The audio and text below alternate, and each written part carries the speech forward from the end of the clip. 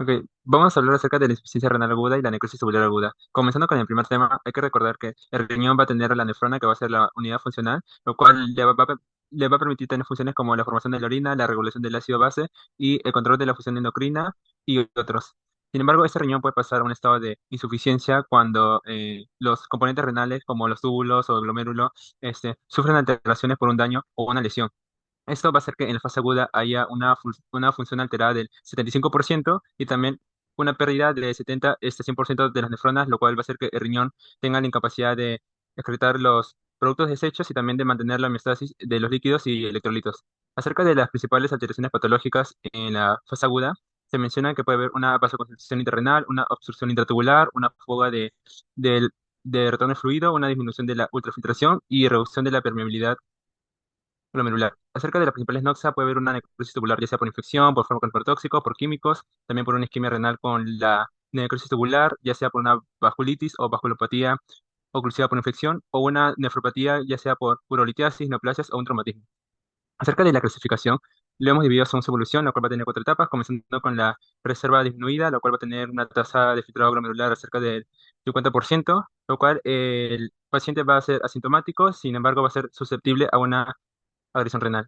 En la fase 2, que ya es una fase aguda, la tasa va a ser de 25 a 50% y se va a presentar azotemia, que va a ser la acumulación de componentes nitrogenados en el cuerpo.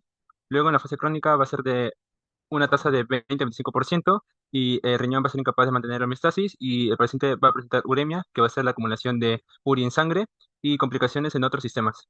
Y en la fase terminal, la tasa va a ser del menor, menor de 5% y va a presentar una uremia terminal. Acerca del mecanismo prerrenal, tenemos que ser más frecuentes, se refiere a una isquemia. En este caso no va a haber lesión estructural del riñón y la principal causa es la hipoperfusión. Hablamos de la tasa de filtración glomerular por dos causas, sea por una disminución de sangre masiva, una hipovolemia debido a un sangrado o una deshidratación.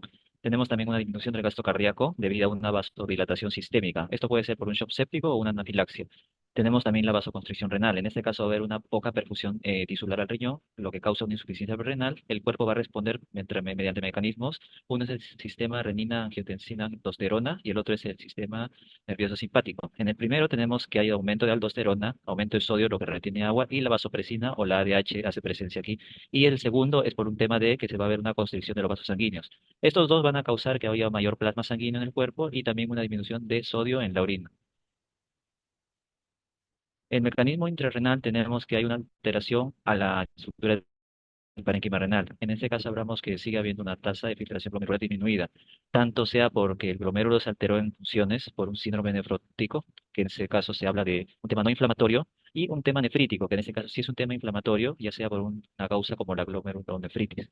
Puede ser también por una alteración vascular, como micropatías trombóticas, que van a obstruir el flujo sanguíneo al riñón, y también cuando hay un daño a las células epiteliales de los túbulos renales, las cuales se encargan de filtrar, reabsorber.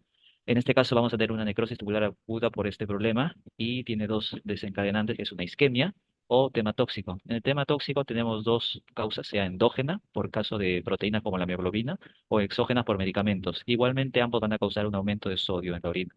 Y tenemos también que mencionar la nefritis intersticial aguda, en el caso que hay una inflamación de los tejidos alrededor de los túbulos renales con presencia de fiebre y eosinofilia. En este caso va a desencadenar un tema alérgico y puede ser un tema no alérgico como infecciones y enfermedades autoinmunes. Y por último tenemos el tema postrenal, y en este caso se va a ver por un tema principalmente de obstrucción. Puede ser porque hay una prostatitis, ¿no? Se va a bloquear el flujo de sangre y de líquidos a través de las vías urinarias. O también los cálculos y coágulos van a ser un tema intrínseco, ya que no están propiamente dicho dentro del tejido. Estos van a provocar ya bien sea un aumento de las presiones de flujo sanguíneo hacia los tejidos renales o también van a disminuir la tasa de filtración glomerular y va a disminuir las funciones del glomérulo renal. Ok, en la parte de las noxas tenemos que este se divide en tres, que son las prerrenales, renales y posrenales. En las noxas prerrenales son causas de perfusión renal, que estas disminuyen el flujo sanguíneo renal y llevan a una insuficiencia de perfusión y por ende causa un daño renal por isquemia. Bueno, podemos mencionar que en esa está la hipovolemia, hipotensión, disminución del gasto cardíaco y uso excesivo de diuréticos. En la parte de renales, que también pueden ser causas intrínsecas o directas de daño renal, estas son las que afectan directamente los tejidos del riñón, ya sea de túbulos renales, glomérulos o intersticio. Se puede dar por exposición a agentes nefrotóxicos como aminoglucósidos, AINES, anticongelantes y metales pesados, o también tóxicos endógenas que pueden ser mioglobina, hemoglobina y bilis. También están los que son infecciones severas, glomerulonefritis, por inflamatorias de intersticio renal, trauma directo del riñón o isquemia prolongada por una cirugía mayor o procedimientos que comprometen el flujo sanguíneo renal. Tanto la isquemia prolongada como la exposición a agentes nefrotóxicos va a derivar a una necrosis tubular aguda. Luego están los que son las noxas posrenales, que estas son una obstrucción urinaria que bloquean el flujo sanguíneo y pueden aumentar la presión dentro del tracto urinario, lo que va a afectar la función renal y puede llevar a dar un daño irreversible al animal si no se trata a tiempo. En eso está lo que es la obstrucción uretral, mencionando la urolitiasis, luego está la obstrucción también bilateral o del único riñón funcional y trauma directo del tracto urinario. Luego están los que son los signos clínicos, que los más resaltantes son la oliguria, la anuria, el mal aliento por el olor urémico por la acumulación de amoníaco, vómitos y o diarreas asociadas a toxinas urémicas, la deshidratación, edemas en las extremidades por acumulación de líquido. Luego también están los factores predisponentes que vienen siendo la edad avanzada, ya que en animales mayores de 8 años aproximadamente la función renal ya va disminuyendo.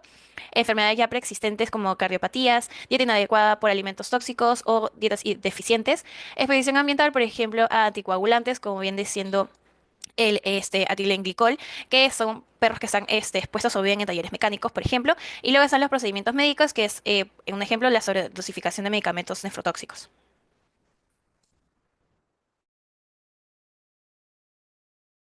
Bueno, siguiendo con el segundo tema que sería la necrosis tubular aguda, va a tener otros nombres como la nefrosis y nefrosis tubular y otras como pueden ver, lo cual se define como la lesión de células epiteliales de los túbulos renales, lo cual va a alterar su función y eso va a causar una degeneración, necrosis o desprendimiento de esas células en la luz de esos túbulos.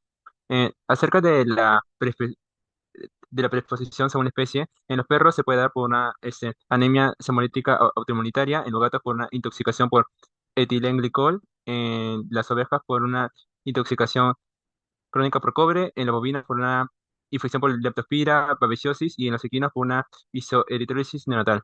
Acerca de la clasificación lo dividimos en necrosis isquémica y la necrosis tóxica, en la cual en isquémica va a haber una necrosis de tipo parchada. En esta se puede dar por una hipoperfusión, ya sea por una hipotensión severa, sepsis o asociada a toxinas. Eh, Acá se menciona que va a haber una lesión característica, según Zachary, en la cual va a ser la rotura de las membranas basales o también llamada tubulorexis. También se menciona que en esta necrosis la parte más afectada o la zona más afectada va a ser el túbulo contorneado proximal y la asa gruesa de Henle, debido a que estos van a tener una alta tasa metabólica debido al proceso de reabsorción y por lo tanto van a requerir un alto cantidad de oxígeno. Además, en el caso de la necrosis tóxica, se va a dar es una necrosis de tipo difusa, va a afectar mayormente al túbulo contorneado proximal en el segmento uno y 2. Asimismo, mencionan que eso puede ser causado por nefrotoxinas endógenas como la mioglobina o exógenas como los aminoglucósidos, que son unos antibióticos, ya que esas nefrotoxinas van a dañar las células, ya sea de manera directa por conversión intercelular, por la producción de metabolitos, por difusión sobre las paredes o por una isquemia asociada a toxinas, ya que estas toxinas pueden estimular un reflejo que va a activar al sistema renina-angiotensina aldosterona, lo cual va a causar vasoconstricción y eso va a reducir la tasa eh, de filtrado glomerular. Acerca del mecanismo, tenemos que existe un problema. Este por bien una vía va a dar problemas cardiogénicos que va a reducir el flujo sanguíneo y a la vez puede ser causado por shock, insuficiencia cardíaca y pérdida de sangre, lo que disminuye la perfusión sanguínea, bien causando una hipoxia celular o que también puede derivar una apoptosis. La primera puede tener una respuesta inflamatoria y también una disfunción tubular y acumulación de toxinas. Y la apoptosis solo el tema de la disfunción tubular y acumulación de toxinas, la cual a su vez va a generar una insuficiencia renal aguda, generando una oliguria o anuria.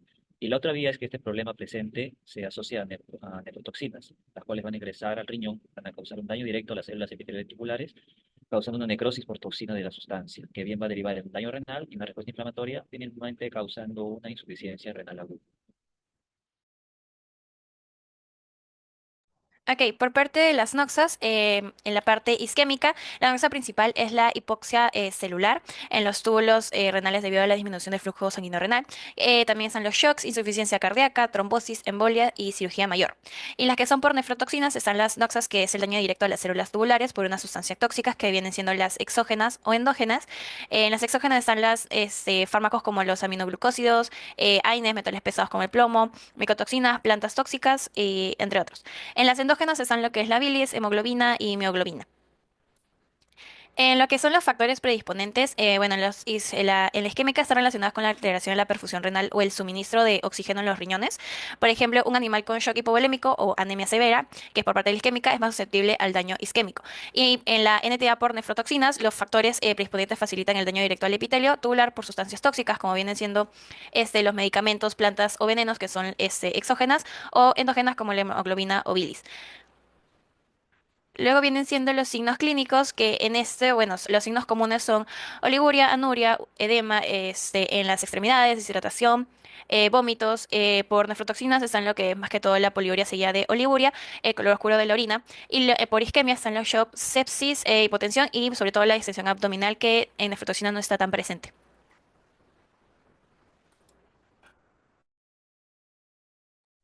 Bueno, ahora hablando acerca de las imágenes macro y micro, primero vamos a tener el caso de necrosis por nefrotóxicos. En esta imagen micro vamos a ver que se trata de una necrosis tubular aguda causada por consumo de etilenglicol en el caso de un felino, donde esta necrosis va a estar más que nada representada por esta pérdida de las células epiteliales.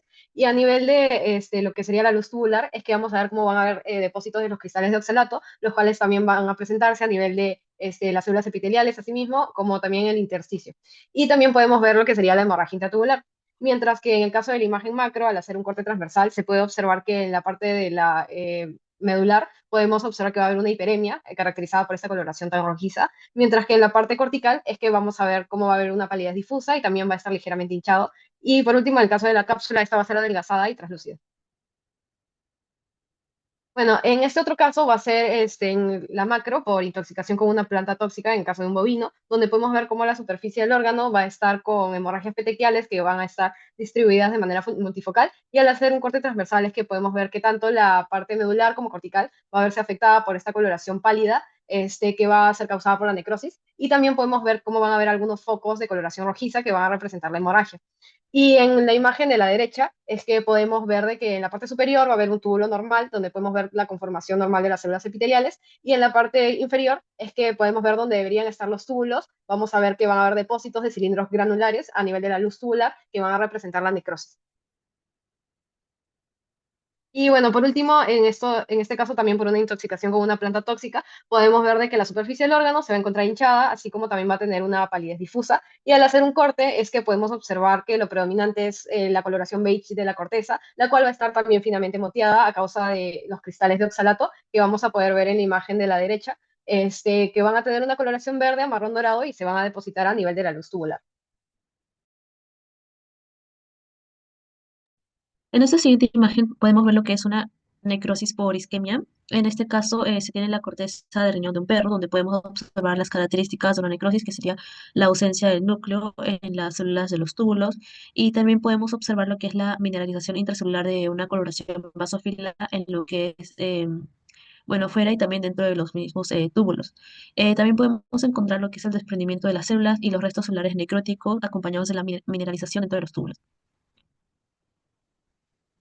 Luego tenemos esta otra imagen donde se puede ver, bueno, el mismo órgano del perro, que fue muestrada esta lesión luego de 10 días de que ocurriera la lesión, donde se tiene también características de la necrosis, como es la epignosis, la ausencia del núcleo, y también podemos observar lo que es una atenuación de las células cúbicas, que van a estar más hinchadas, y los núcleos van a ser más densos. En este caso es una necrosis tubular aguda por isquemia y luego reperfusión. Luego tenemos lo que son las imágenes macroscópicas, donde se tiene, bueno, en la parte izquierda la médula va a estar congestionada ya que está de una coloración rojiza, y en la corteza podemos observar lo que es una palidez lineal severa y también múltiple en esta corteza, Y bueno, a los 10 días se hizo otro muestreo donde se puede observar ya que la palidez era más difusa a comparación de la primera imagen y que esta era de una cantidad moderada en la corteza. Como siguiente imagen tenemos también lo que es el riñón de un perro, donde se puede observar en este caso que la corteza interna y la médula van a estar conservadas, mientras que la corteza externa se va a encontrar lo que es la necrosis, que va a ser una coloración como blanquecina y pálida. Y también podemos observar lo que son lesiones isquémicas en esta misma corteza externa, donde va a tener una coloración rojiza más oscura.